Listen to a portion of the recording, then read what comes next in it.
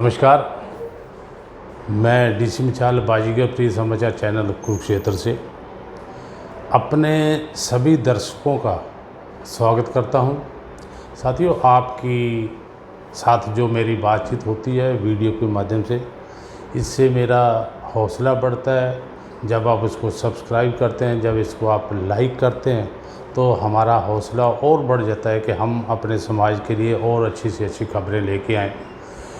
ये जो खबरें होती हैं, हम जो अखबारों में छपती हैं, जो टीवी में देखते हैं, उनसे थोड़ा हटके होती हैं, क्योंकि वो सब जो जितनी भी खबरें होती हैं, जो वार्ता होती हैं, वो बाकी सारे समाज के साथ, संसार के साथ रिलेटेड होती हैं, लेकिन कुछ हमारे अपने समाज के जो समाचार होना चाहते हैं, हम वो आप तक लेके आना चाहते हैं। तो इसलिए हमने ये आपका सहयोग से इस चैनल को हमने स्टार्ट किया है। निःशुल्क है, आप भी अपनी जो भी गतिविधियां हमारे तक पहुंचा सकते हैं, हम उसको उसमें स्थान देंगे। तो साथियों, मैं बात कर रहा था कि हमारे अपने न्यूज़ चैनल के बारे में। सबसे पहले तो मैं आजकल जो करंट टॉपिक चला हुआ है, मैं उसके बारे में लेके आपके साथ रूबरू होना चाहता हूँ। कुरुक्षेत्र में बाजीगर समाज की एक ऐसी धर्मशाला है जो विश्व में एक तरह की एक ऐसा अजूबा है हमारा, जिसके अंदर हमारे पांचों देश, जिसमें खड़ी, पंजाब, रावी, माझा, तप्पा, एक जगह पर, एक स्थान पर हैं। हम सब ने अपने अपने सेगमेंट के हिसाब से अपने अपने एरिया में धर्मशाला बना रखी हैं, मंदिर बना रखे हैं, और इस स्थान पर हम लगभग 50 सालों से यहाँ पर रह रहे हैं, हमारा कब्जा है।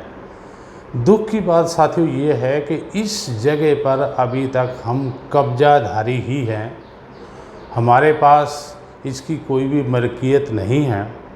बेशक कुरुक्षेत्र के अंदर सभी संस्थाओं ने अपनी अपनी धर्मशाला बना रखी हैं, मंदिरों ने बना रखे हैं, जिनकी पहुंच थी उन्होंने अपने अपनी जगह सरकार से लेकर अपने अपने स्थान पे अपने समाज के लिए धर्मशाला बना रहे, क्योंकि हमारा ही एक ऐसा समाज जिसके पास धर्मशाला तो हम कह सकते हैं, धर्मशाला के नाम पर हम इकट्ठे हैं, लेकिन हमारे पास उसके कागज़ नहीं हैं।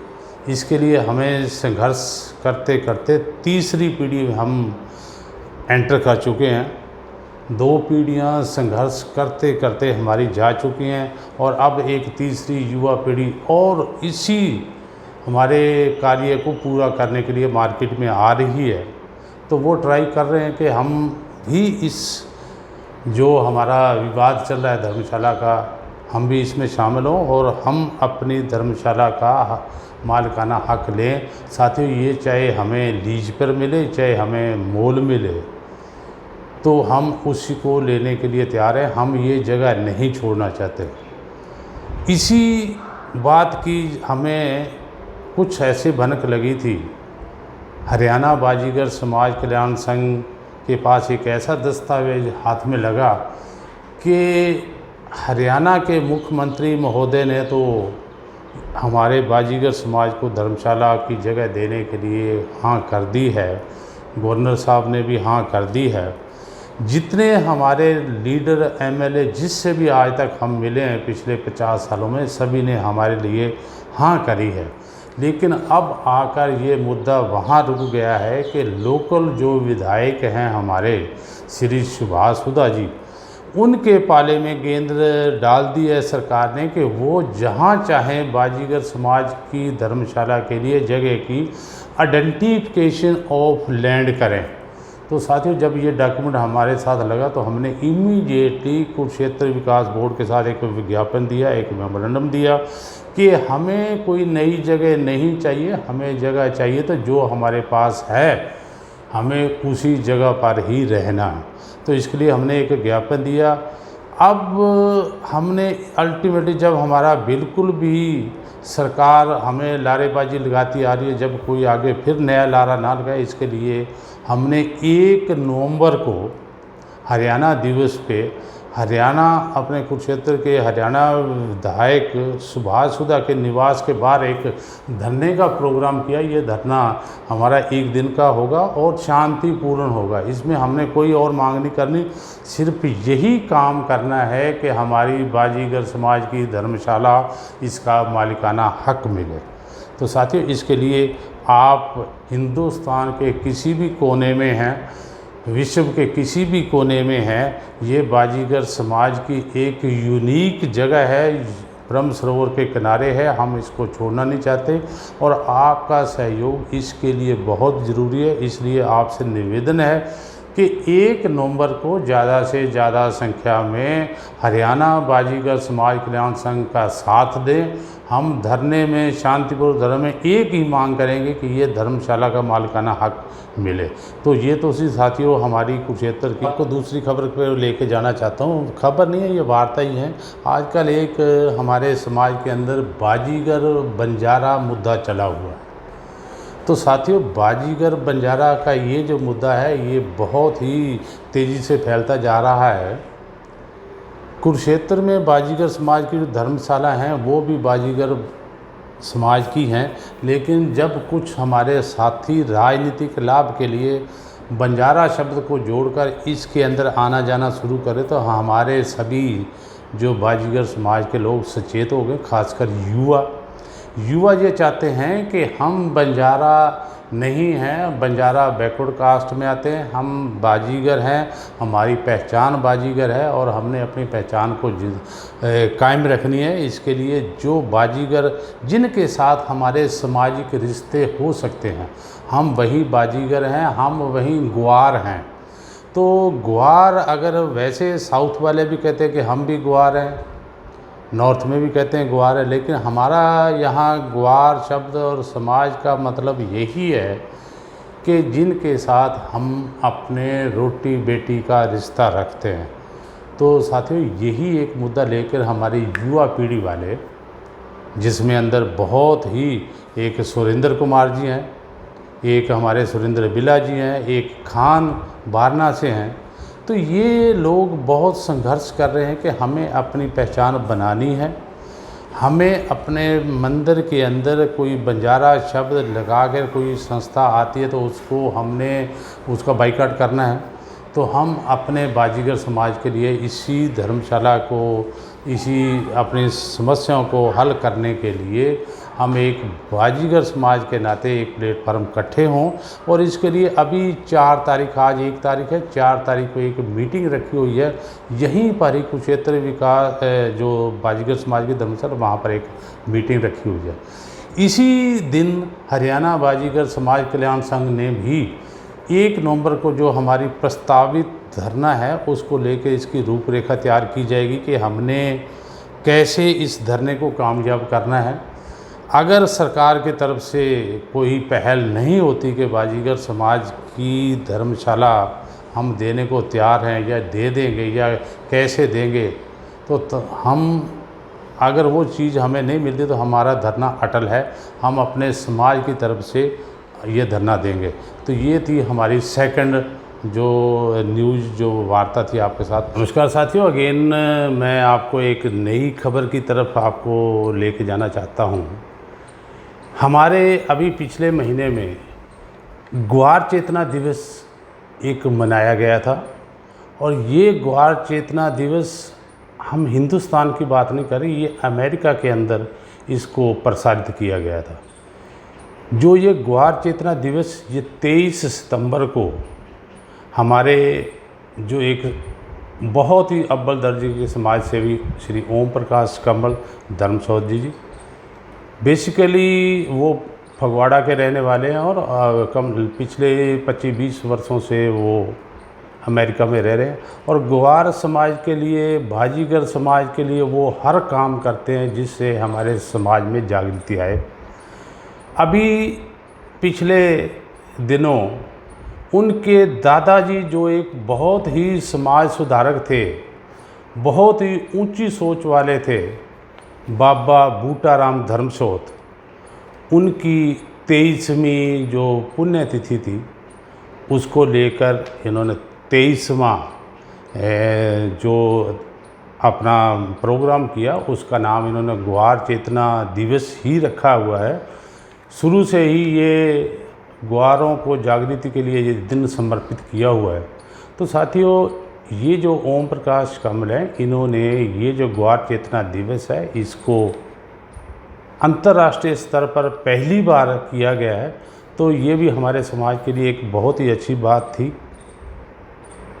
जो गूगल जूम है उसके थ्रू ये प्रोग्राम प्रसारित किया गया। इसके अंदर हमारे 13 वक्ता थे जो वो अंतर्राष्ट्रीय स्तर के वक्ता थे और उन्होंने समाज के बारे में ही जो भी अपने विचार थे रखे उसमें।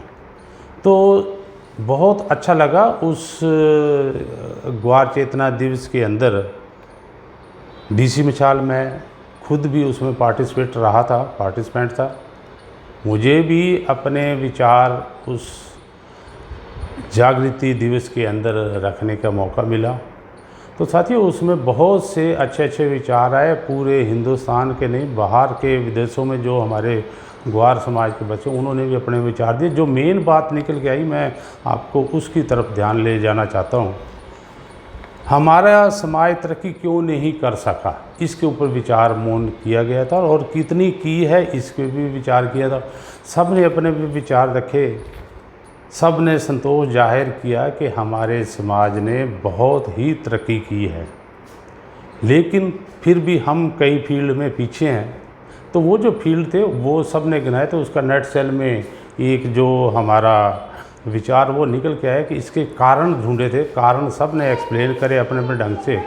तो जो पहला कारण था वो था सामाजिक कारण भी हम इसको बोल सकते हैं, और इसमें अपने ग्वार समाज में शिक्षा का अभाव, इसको लेकर बहुत चर्चा की। सभी वक्ताओं ने जोर दिया और विशेष तौर पर हमारी जो महिलाएं हैं, हमारी लड़कियां हैं, शिक्षा के क्षेत्र में वे बहुत पीछे हैं। इसके ऊपर सब ने अपने अपने विचार दिए। एक विचार जो निकल के आया कि जब हमारी लड़कियां जब तक शिक्षित नहीं होगी, हमारा समाज तरक्की नहीं कर सकता। और ये वो तरक्की समाज करे भी कैसे, जब हमारे समाज की लड़कियां 18-20 वर्ष की होती है तो उनकी शादी कर दी जाती है। ये उम्र उनके अपने पैरों पे खड़े होने की होती है, ये उम्र उनको अपनी पढ़ाई आगे उच्च स्तर पर लेके जाने की होती है, लेकिन तब हम बच्चों की शादियां कर देते हैं। तो रिजल्ट क्या होता है कि हमारे बच्चे उलझ जाते हैं अपनी जिम्मेवारी निभाने में। तो इसकी वजह से वो आगे पढ़ नहीं सकते, हमारा समाज आज तक तरक्की नहीं कर सका। तो ये हमारा एक सामाजिक कारण भी रहा है जिसकी वजह से हमारा समाज अभी तक तरक्की नहीं कर सका। एक ये भी विचार निकला कि हमारे 80% जो छात्र हैं वो 18-20 वर्ष की उम्र में ही ड्रॉप आउट हो जाते हैं। कोई +2 तक बड़ी मुश्किल से पहुंचता है। 80% हमारे बच्चे +2 तक ही ड्रॉप आउट हो जाते हैं। वो आगे डिसाइड नहीं कर पाते कि उनको आगे उच्च शिक्षा के क्षेत्र में किस ओर जाना चाहिए। तो ये भी एक समस्या रहती है उनके साथ, क्योंकि उनकी शादियां हो जाने की वजह से वो अब ऐसे काम में हो जाते हैं कि जीविका को कैसे आगे चलाया जाए। तो क्या रिजल्ट होता है कि वो शॉर्ट टर्म अर्निंग पे उनका ध्यान चला जाता है। कोई छोटी उम्र में वेटर लग जाता है, कोई छोटी उम्र में लीगल इलीगल का वो भेद नहीं कर पाते, किसी तरह के काम में लग जाते हैं जिससे उनको ज़्यादा से ज़्यादा और थोड़े समय में अर्निंग हो। रिजल्ट ये होता है कि उनका फ्यूचर ख़राब हो जाता है, हमारा समाज तरक्की नहीं कर पाता। तो ये भी हमारा एक सामाजिक कारण है जिससे हमारा समाज तरक्की नहीं कर सका।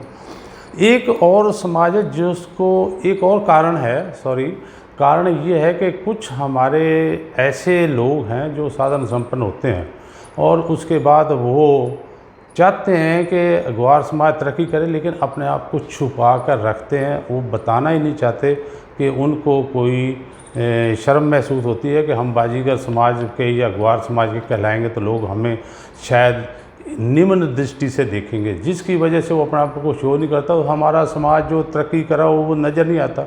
तो ये एक सामाजिक कारण था। दूसरा कारण एक हमारे पास आर्थिक कारण भी है।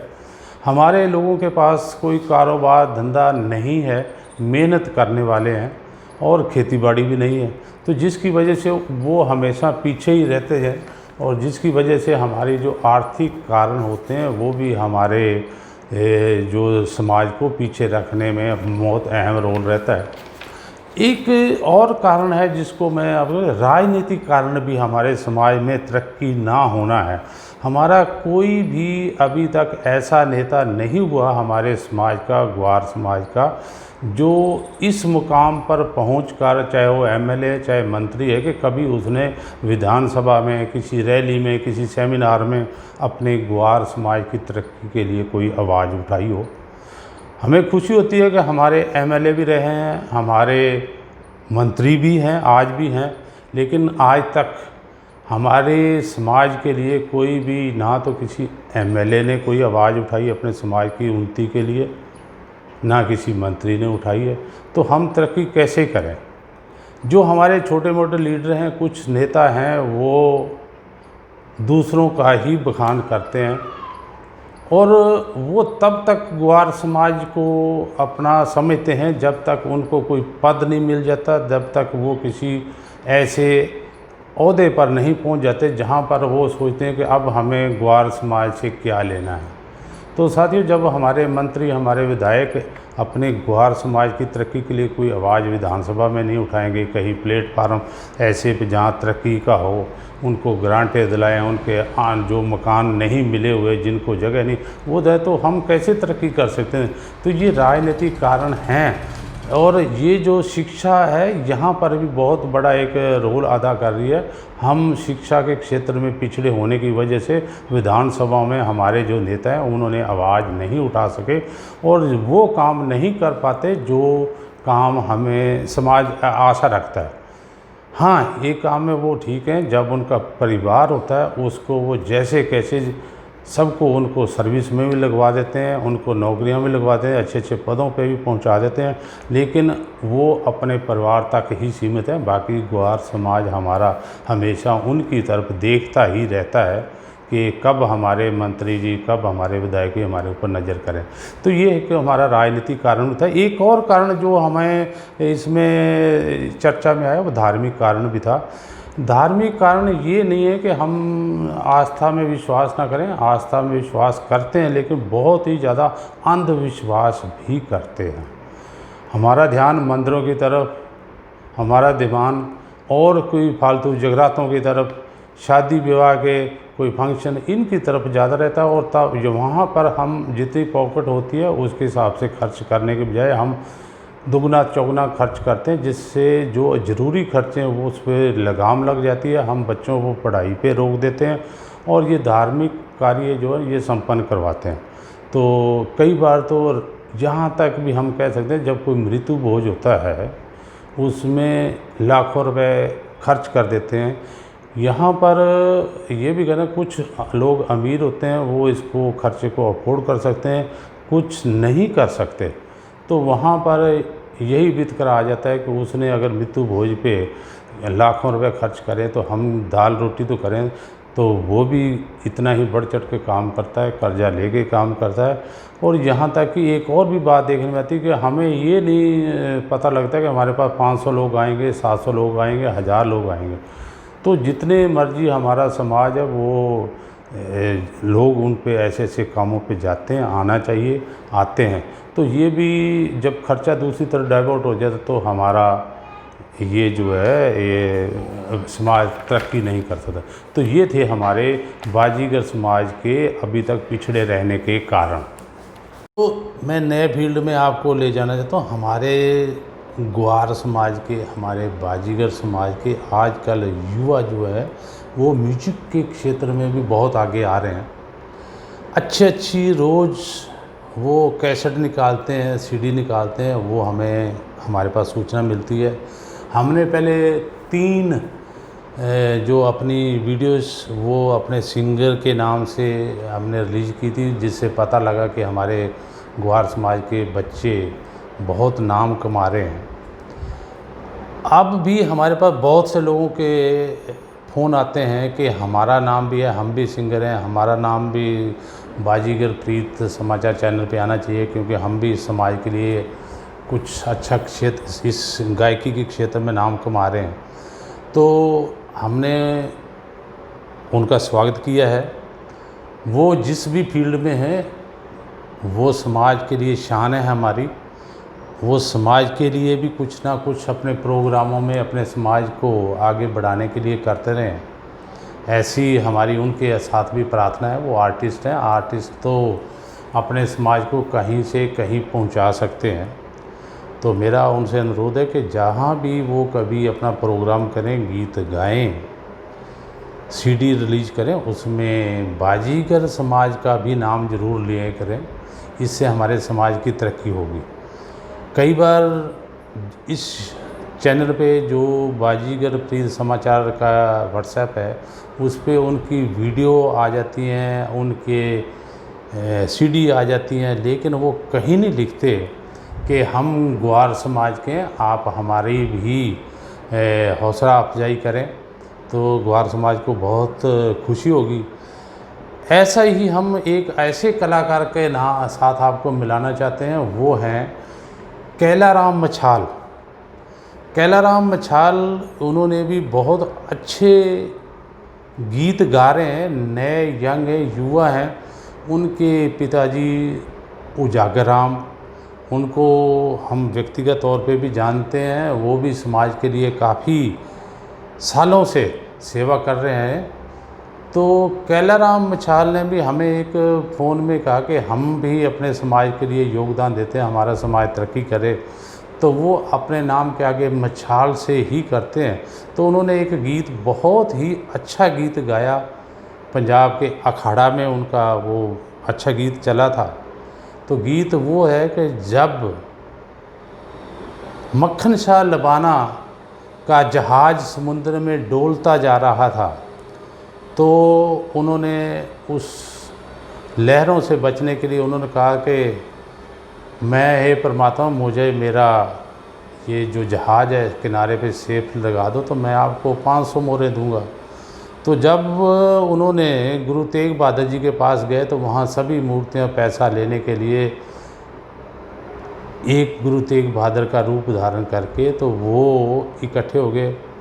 वहाँ उन्होंने सोचा कि आज हमारे मक्खन शाह लबाना जी हमें अच्छा दान देंगे। उस समय की बात है जब वो मक्खन शाह लबाना अच्छा व्यापारी थे।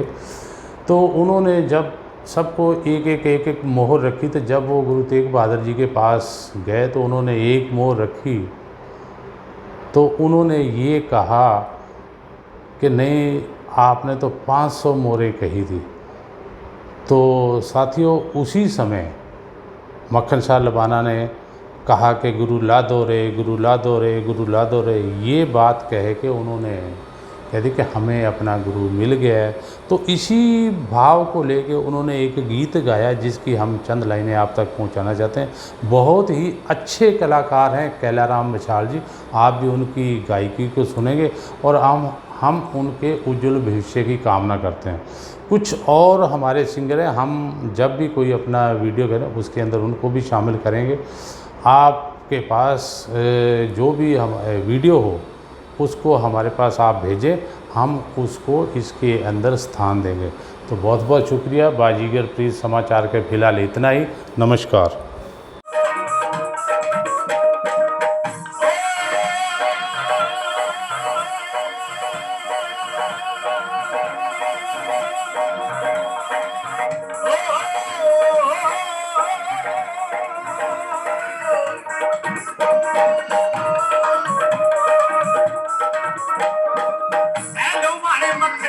डुबिया बेड़ा जा, सैलवाने मक्खन शादा डुबिया बेड़ा जा। हाथ जोड़ के मक्खन लिया, पीठ की दिया, पी गुरु तेग बहादुर सिमरिया।